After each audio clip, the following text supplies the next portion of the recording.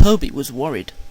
So many workmen were needed at the quarry that Henrietta wasn't able to carry them all. Bertie did his best to help, but he couldn't get closer than the quarry gate. "We need another coach to take the men inside," Toby complained. One morning, Bertie didn't feel well, and Henrietta was all on her own. More and more workmen climbed into her. "Help!" Henrietta exclaimed. "I shan't be able to move." "We can't either," grumbled the workman. "We're too squashed together." Henrietta had a balcony at each end, and soon even these were packed. She was fuller than ever before. Toby had a hard job starting. "Come on, come on, come on, come on," Toby fussed impatiently, his wheels slipping on the damp rails. People in the street stared as the train struggled past. Toby rang his bell cheerfully, but Henrietta wasn't so happy. Suddenly, a car came out of a side street in front of them. Toby's driver put on the brakes at once. The train stopped quickly, and some of the workmen were pushed against the railing on Henrietta's front balcony. It bent, but luckily it didn't break.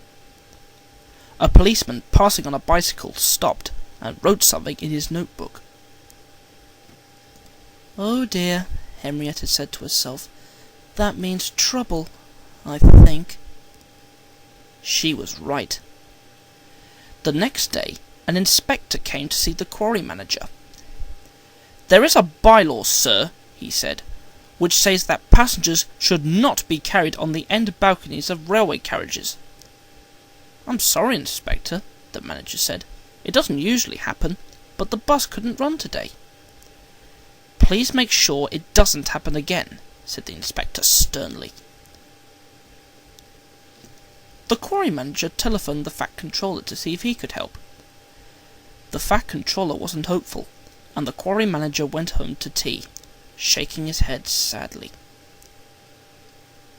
A few days later, Thomas stopped at the station by the river. As they waited, he heard a buzzing noise from behind a hedge near the platform.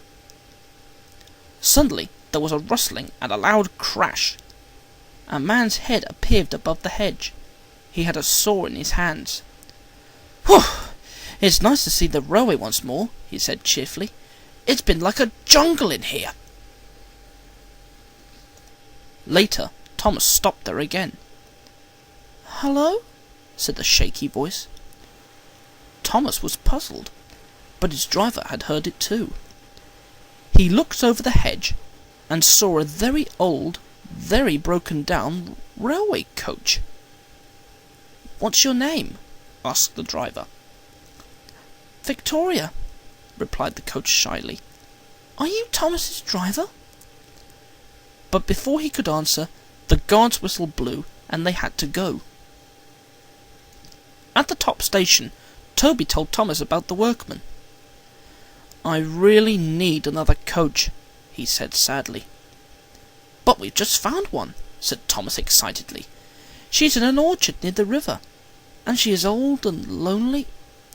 "She's got no wheels and her roof leaks like a sieve," interrupted Thomas's driver. "Don't even think about it." But Thomas did think about it and asked the Fat Controller. The Fat Controller listened, made some arrangements, and then telephoned the quarry manager. "Good morning, Toby and Henrietta," the manager greeted them the next morning. "It's going to be all right," he went on. "The Fat Controller says don't worry about another coach, because he has something up his sleeve."